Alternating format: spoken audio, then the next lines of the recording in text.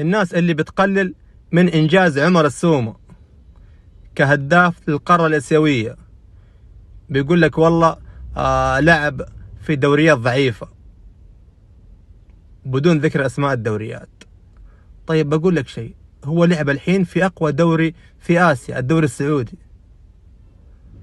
كان هداف ونافس الهدافين، يعني نجح نجاح قوي. عمر السومة مهاجم الأكثر تكاملا بأمانة، أنا ما دافع عنه يا جماعة، بس شايف تعليقات أنا أسميهم أعداء النجاح ذولي.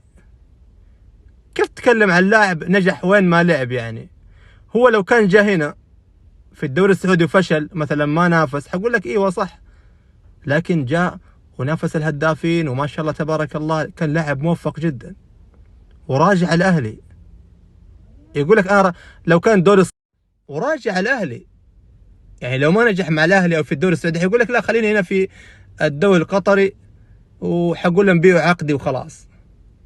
لاعب ناجح، لاعب متكامل، أنا ما دافع عنه مرة ثانية وثالثة، بس في ناس تقول كلام صراحة.